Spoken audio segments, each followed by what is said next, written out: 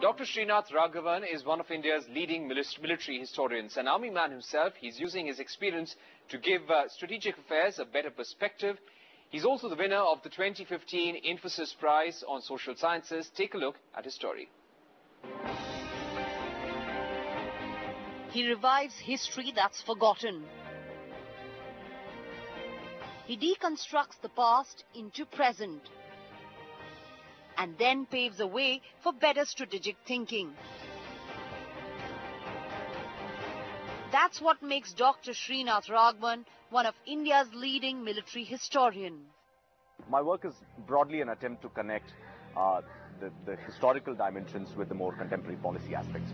If we are engaging in military history with a view that unless we know something about our past, we really cannot take any kind of operational lessons, so to speak, though there are no straightforward lessons to be learned, then, our ability to sort of formulate policies and strategies in the here and now is always going to be a bit weaker intellectually than it can be.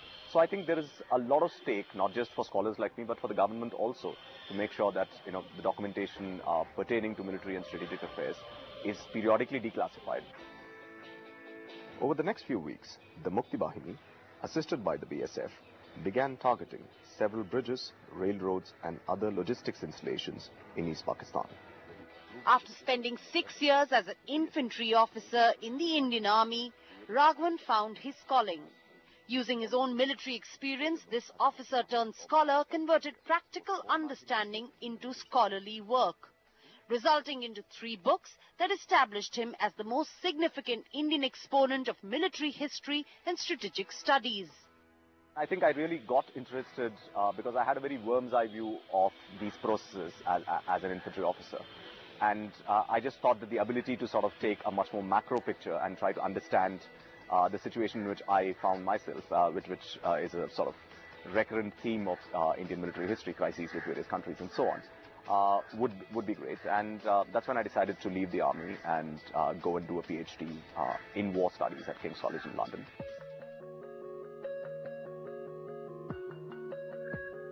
Raghavan's research has deepened India's strategic thinking, but digging deep in archives, public papers and other sources has not been an easy task. The National Archives of India, which is the main sort of archival repository of the country, had very few documents pertaining to foreign policy, defense or security issues, the kinds of things that I was interested in, whereas by law all of those things should have been there. And then, you had to make do with other things like looking at private papers which are available at places like Nehru Memorial Library, which has a fantastic collection, but also looking at archives of other countries, right? So it was very paradoxical that in order to study Indian foreign policy, we actually had to do a lot more work in countries like the United States or the UK or even Australia and Canada, because their archives told you a lot more than what our archives had to offer. Of course, things have changed, happily enough. Things have moved on from then. But even now, the whole process of declassification of documents, making them available to researchers is nowhere near as systematic as it should be. And I think we have a long way to go there. Stepping over challenges and then gathering accolades has been the new journey for this historian. And Raghavan's research bags him the Infosys Prize 2015 in Social Sciences, International Relations and Strategic Studies. The Infosys Prize will matter a lot. And I must say that I'm very privileged to belong to a cohort of young scholars who are working on these issues, focusing on India. And I think for all of us, it's a huge encouragement that, the kind of work that we are trying to do is being recognized in this way. It's also a story about chasing your dreams. Now, the countdown for the CNN IBN Indian of the Year has begun, and this year we celebrate a decade of honoring excellence in